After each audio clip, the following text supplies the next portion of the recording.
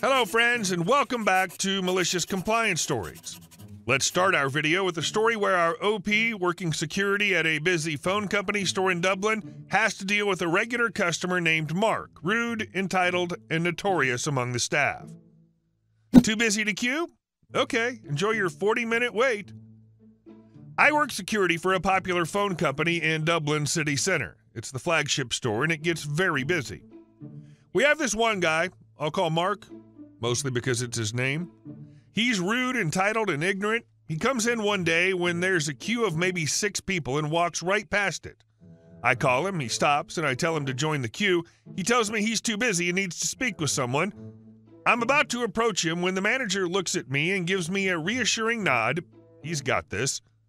So Mark walks straight to the manager, who's clearly doing some managerial stuff, and the manager tells him to wait. He's clearly busy. It's Ramadan, so the manager's fasting and not in a great mood. I'm waiting nearby because I can feel this is going to kick off because the manager is so hangry and you can smell the food from the upstairs break room wafting down like the harbinger of tastiness and or hypoglycemic rage. I know the manager will probably kick off as bad as Mark will. I wait about 10 minutes, my eyes darting between the rest of the shop and the 2 would-be culprits, when I see the manager put his pen down and close the logbook thingy he was working on. Still looking down, he takes a deep breath and looks up with a smile. Mark steps forward and the manager puts his hand up. "Not you, I'll serve the ones in the queue first," he says in his sternest but professional voice. "Fine," is all Mark can say, giving me a serious amount of side-eye. At this point, the queue had grown to over 15 people. I had to move away from that side of the shop to keep an eye on everything else. Mark looks at me and I tell him again to join the queue. "No, I'm okay," is all he manages to get out. "Fine then, wait outside the queue." Every time the manager finishes with the customer, Mark takes a step forward, only to be rebuffed by a hand wave. The manager alternates between this and directly addressing the next customer to come to him. Mark won't go to the other member of the staff because she's made an absolute show of him in public. Mark's a creep, and up until then was barely tolerated by staff. He knows better than to try her. So Mark waits. And waits. People come and go. Mark sighs loudly every time the queue grows. He mutters something every time the manager tells him to wait. 40 minutes go by and the queue is down to 1 person. The manager goes for a glass of water, and it's just me, Mark, the other staff member, and the customer. There's also a guy on the floor, but only 2 points of sale, so he's kind of irrelevant. Sorry, bro. He's fuming. His fat face is pure red and he's clenching his fists. I slowly walk near him and stand nearby. He knows to keep his mouth shut around me, so I watch him quietly burn in impotent rage like an incense cone. The customer leaves and he stomps to the staff member, who gives him a look and says, "What?" This woman has negative time for him and less patience. She's a lovely woman and a great member of staff otherwise. This is just how crappy Mark is. Mark starts to blather on about an issue. The staff sits there for 5 minutes and lets him rant. It's vaguely offensive, but he knows better to insult the staff directly. When he finally finishes, she just tells him that's a contract issue and to ring the call center. Technically, she could have helped, but didn't have to. Mark gets mad. He demands a manager. A staff member that was working the floor goes up, takes his sweet time, comes back down with a cup of tea for himself, and the other staff member sits down and tells Mark the manager's on lunch. Cue a bunch of insults and slurs, and I ask him to leave. He squares up to me. He doesn't even reach my chest. I struggle to keep a straight face as the staff start giggling, and he slinks out. Is there no other shop Mark can go to?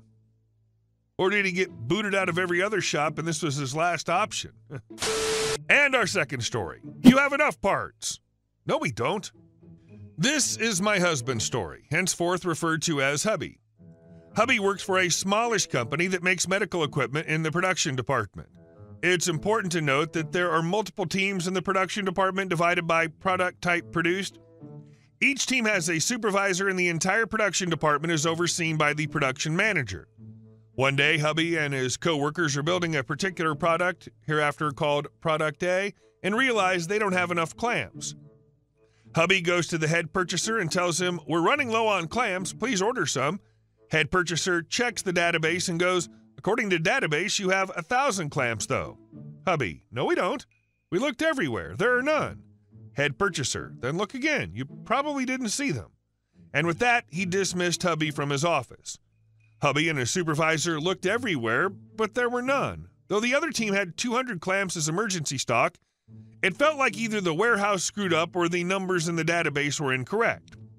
Hubby then wrote an email to the head purchaser CCing Hubby's supervisor, the production manager, and the CEO that the production urgently needs clamps and to please order them. He didn't mention the emergency stock of the other team. Head purchaser was angry about the email, stomped into the production hall, beelining towards Hubby, and said something to the effect of, "How could you humiliate me like that? I'll show you what it's like to be really humiliated." He then looked for the clamps himself, found the emergency stock of the other team, and told Hubby, "See, there are the clamps. Just use these and resume the production."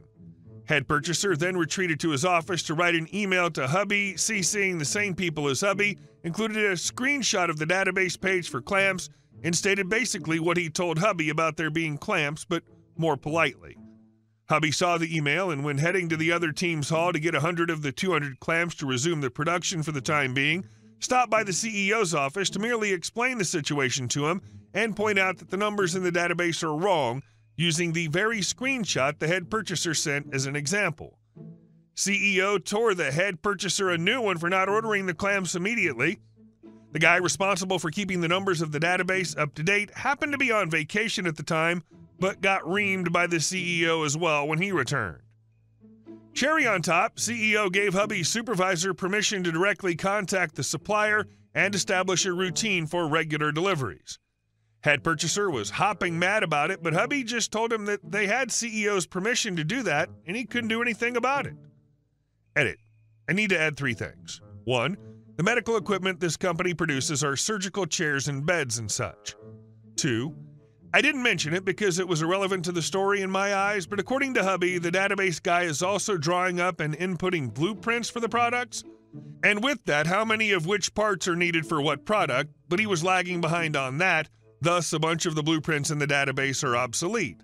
This in turn made the purchaser order wrong amounts of parts for a while. Database guy has since been told to fix that mess yesterday. He's the technical engineer of the company.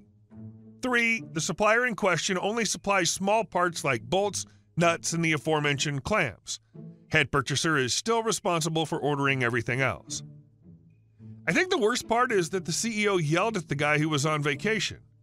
Like, screw that company for not having any contingency plan in place for if that one employee happens to not be there.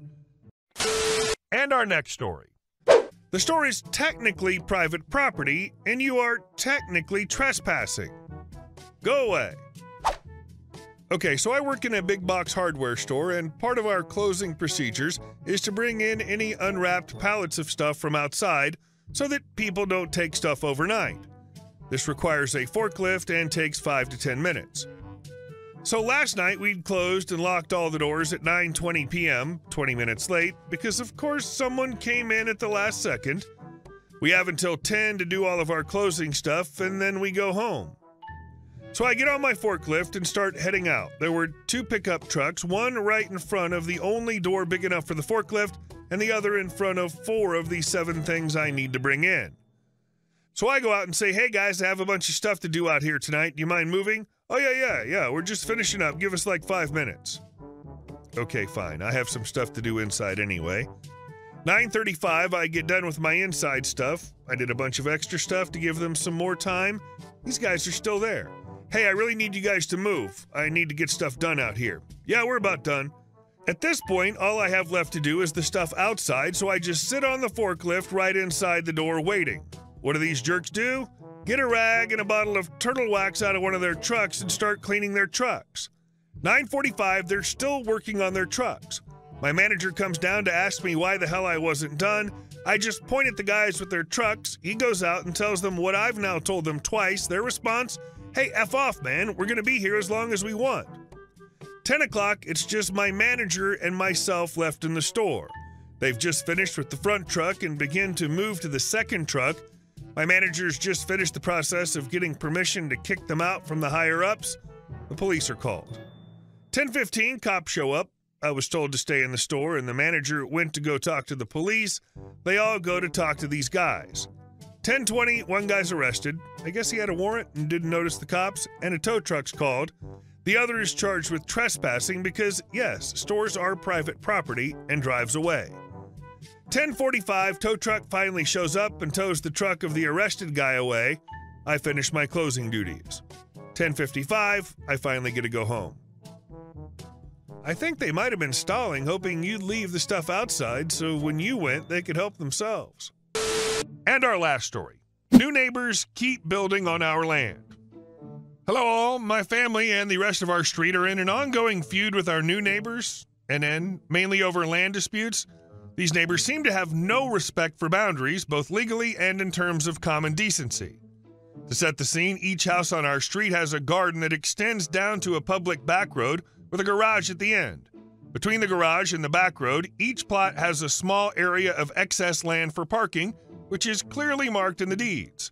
This setup is consistent across the street except for one plot that includes a large old tree within its excess space.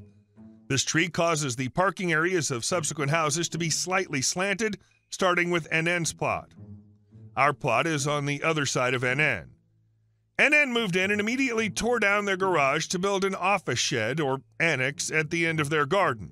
They installed a charging point for their electric car on the annex, planning to park in their excess space. We suspected the annex encroached slightly onto our land, but the underground cabling for the charging point was correctly installed, which will be relevant later. Once the annex was built, disputes began. NN demanded that the tree on our other neighbors, let's call them tree people or TP property, be removed, claiming it was public property. They threatened to have it taken down despite the tree being private and over a century old. To protect the tree, TP installed a post after hiring a surveyor to mark the exact boundary of their property. This forced NN to drive across our land to access their parking space. We didn't initially mind as we don't actively use that part of our property. However, NN then erected a 2.2-meter tall fence, essentially claiming the land they'd been driving across, which is our property. This fence cut sharply across the boundary line, taking a significant chunk of our land and leaving us with a gap too small to fit a car through, effectively blocking vehicle access to our own parking spot. When we confronted NN, they were unreasonable, insisting they were in the right even though they hadn't obtained planning permission for the annex or the fence. At personal expense, we hired a boundary surveyor who confirmed that the fence and annex were encroaching on our land. NN couldn't produce any legitimate documents to support their claims. To add to the problems, NN's annex was poorly constructed and has been flooding. To address this, they installed a drainage system, further extending the annex onto our land. Since the annex is already on our property, the workers they hired must have illegally accessed our land to install the drainage system without our permission. The most recent issue occurred when my mother was tending to our hedge, which is directly on the boundary line. She nearly cut through a live wire running from NN's main house to the annex, which was just lying on the ground. This is an obvious safety hazard and could have resulted in serious injury, or worse. Seeing no other way to resolve this, we decided to take legal action. We presented all the evidence, including the surveyor's report, photographs of the encroachments, and documentation of the live wire hazard. Our lawyer was confident as it was clear that NN had violated several property laws and safety regulations. The court ruled in our favor, ordering NN to remove the fence, revert the annex to its original boundary, and install a safe and proper drainage system. NN was also ordered to cover all our legal and surveyor fees. Additionally, they were fined for the safety hazards created by the exposed wiring. As the final nail in the coffin, the council inspected NN's property and issued penalties for the lack of planning permission. NN had no choice but to comply with the law or face further legal consequences. In the end, NN was forced to acknowledge that they couldn't just steamroll over others to get what they wanted. Hey guys, thank you all for watching the video. I'll see you in the next one.